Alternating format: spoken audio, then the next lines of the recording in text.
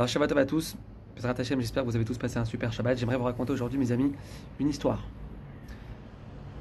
Et si je prends le temps de vous raconter une histoire à la place du petit cours qu'on est censé voir tous les dimanches, c'est que je pense que cette histoire, elle est plus forte qu'un cours. Je le pense sincèrement.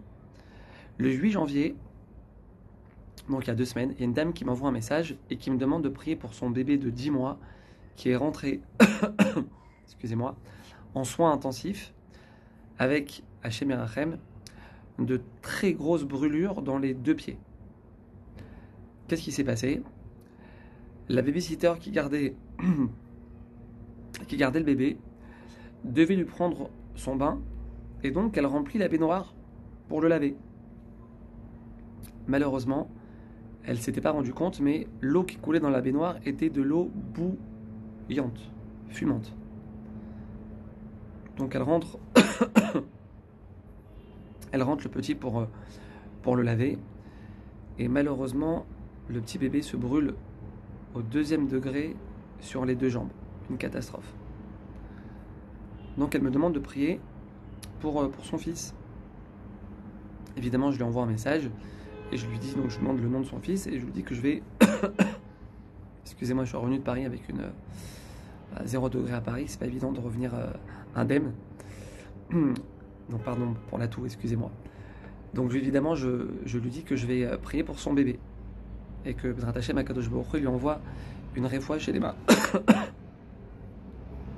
Le lendemain, elle me renvoie un autre message où elle me dit: Rav, sachez que vos cours m'aident énormément dans cette épreuve. Et que vos cours m'aident à réaliser que ce qui s'est passé, c'est la volonté d'Hachem. Et que la babysitter, c'était juste, je reprends les mots qu'elle m'a dit, écoutez bien les mots, c'était celle qui a été utilisée pour faire ce que Hachem avait décidé. Voilà les mots d'une maman dont le bébé de 10 mois est brûlé au 2e degré avec des brûlures très complexes. D'accord? Donc on est, mes amis, à un très haut niveau d'Emouna. Baruch Hachem. Maintenant elle me dit, Rav, évidemment ça reste hyper dur parce que les nerfs, quoi qu'il arrive, ils sont là. Mais j'ai pris du recul, je ne me suis pas énervé sur elle, je ne lui ai pas crié dessus, je ne lui ai pas éclaté la tête comme ce qui aurait dû être normalement le cas. D'accord? Parce que si c'est un décret divin, ben ça me serait arrivé aussi à moi. Ou ça serait arrivé d'une autre manière, mais ça serait arrivé quoi qu'il arrive. Maintenant elle me dit, mon mari, Rav, il est pas du tout à ce niveau-là. Il a beaucoup de mal. Il a juste envie d'éclater la babysitter dès qu'il vient à l'hôpital et qu'il voit le bébé comme ça, en train de souffrir, les jambes dans les bandages et tout. Il en très dur pour lui. Alors elle me demande, est-ce que je peux lui envoyer un message à son mari pour essayer de le calmer? Donc j'envoie un message au mari où j'essaye parce que c'est une situation qui est vraiment très compliquée. À vivre avec Emouna, c'est vraiment complexe.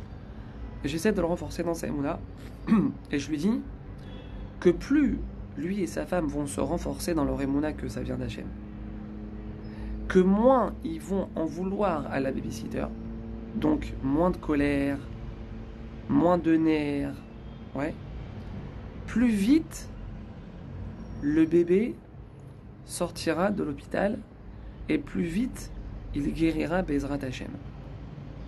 C'est pas moi qui le dis, c'est les Tehillim, c'est la Gemara, c'est nos sages. Je peux pas maintenant m'étaler trop sur ça. Je lui dis ça. La maman, elle m'envoie un message la semaine dernière, mes amis, où elle me dit: Rav, au lieu de passer minimum 3 semaines à l'hôpital en soins intensifs, le traitement a marché beaucoup plus vite que prévu.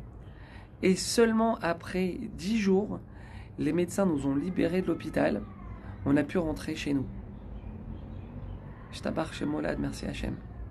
Mes amis, je n'ai pas besoin de vous dire ce que c'est. Un jour à l'hôpital avec un bébé de 10 mois. Les allers-retours. Et tu dors à côté de lui sur la chaise parce que t'as pas un lit à côté, tu as la chaise qui est à côté. Tu dors à côté, tu passes une nuit catastrophique. Tu te réveilles le matin, tu es fracassé.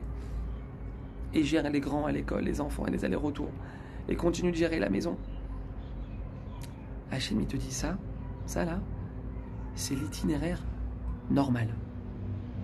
itinéraire normal pour gens normaux. La babysitter, elle a fait ça, je la fais sauter. C'est simple, je la fais sauter. Réaction normale.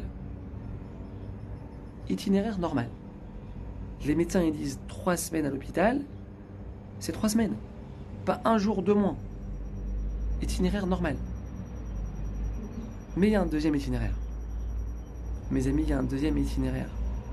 Pour les gens qui sont pas normaux. Pour les gens qui décident de jeter la logique. Pour les gens qui décident de jeter la raison. Pour les gens qui décident de jeter la réflexion. Pour les gens qui décident de ne pas vivre avec ce que leurs yeux leur montrent. Alors oui, c'est beaucoup plus dur comme itinéraire, il n'y a pas de doute sur ça. Mais ça paye. Ça paye. Qu'on le veuille ou non, ça paye. Abotear Badonai, Chesed Yisovevenu. Celui qui vit avec bitachon, avec confiance en Hachem, qui met Hachem devant lui, quoi qu'il se passe, Hachem va lui faire avec lui du chesed. Il va lui envoyer des bontés. Qu'on le veuille ou non, c'est la logique. Et c'est la règle que Hachem il a fixée dans ce monde. T'es pas logique avec les autres. Tu pardonnes quand t'as aucune raison de pardonner.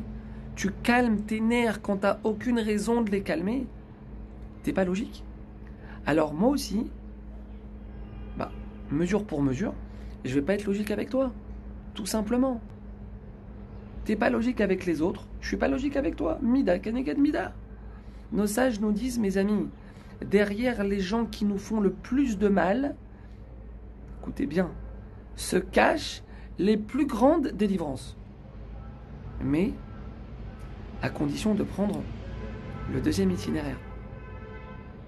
Bezrat Hashem, des bonnes nouvelles si Dieu veut.